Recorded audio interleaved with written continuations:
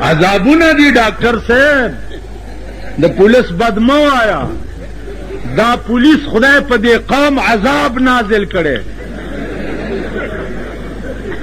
دا مجسټریټان الله په دې قوم عذاب نازل کړي دي. دا قوم د دې قابل دی چې جیب لټول خو څه کوي چې دې کونه کې ګوتم ورته ووایي. دا قوم د دې قابل دی، دا ډېر پلیت قوم دی. خو وګورئ اخیری خبره واورئ، اخیری مجسټریټان تاسو وایي مجسټریټان انګریزانو، انګریز مجسټریټو دلته د انګریز په حکومت کې یو سړی باندې 2 کاله قید سزا وخېجوله چې ته ما 2 کاله قید. سړی ورته په عدالت کې ووایي چې ستا ښځه داسې کړه.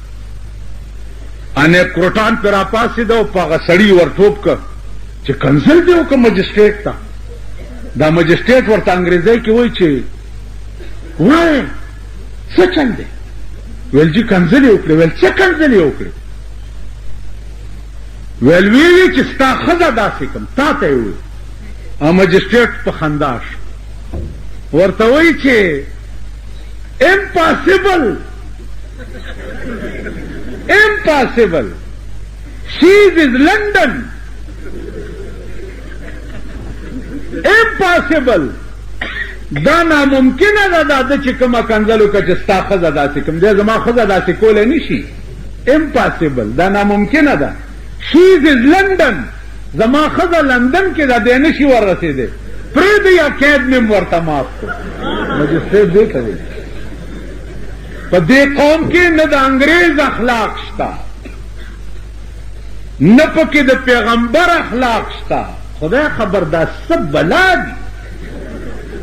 دی خو وګورئ 13 ورځو کې به امریکا د خدای داسې تباه کړي چې چېرې تباه نه وي. خو یو اصول دی پکې. د امریکې وزیر اعظم په موټر کې روانو او سیګار په لاس کې و او د سیګار ایره یې داسې پر سړک بار وغورځوله. پر ریډار باندې اطلاع وشوه چې د سیګار ایره په سړک وغورځوله او ګرفتار یې کوي. وزیر اعظم یې ونیوه، پرچه یې پې ورکړه او چالان یې کړو. تاریخ یې ورکړو چې پلاني تاریخ به تا عدالت کې پیش کېږي، تا بې ځایه ځای د سیګار ایره ولې غورځولې ده. دلته دا زمونږ د ورمړو خره په لاره رواني د ګنډېرو ګوته په لاس کې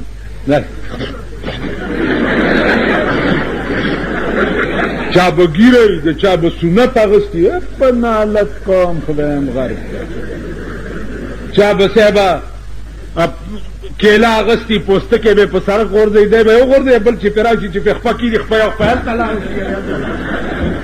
دا څه قوم دی یا دا څه ملک دی؟ دی خو وګورئ پرون مې یو ځای کې ووایي مهذب قوم ناستو، کرنیلان، میجران، ډاکټران، انجینیران دا ناستو ټول. جی دا ملک ټیکنالوجي داسې او ټیکنالوجي دا ضیاءالحق صاحب هم دا ټیکنالوجي ټکی ډېر زوتولو ټیکنالوجي. ما ورته ووایي چې ټیکنالوجي وی او مال شرم وکړي. هندوستان تا سره آزاد دی، د میخ نواله تر اوی جاس پورې خپل جوړی که نه جوړی د میخ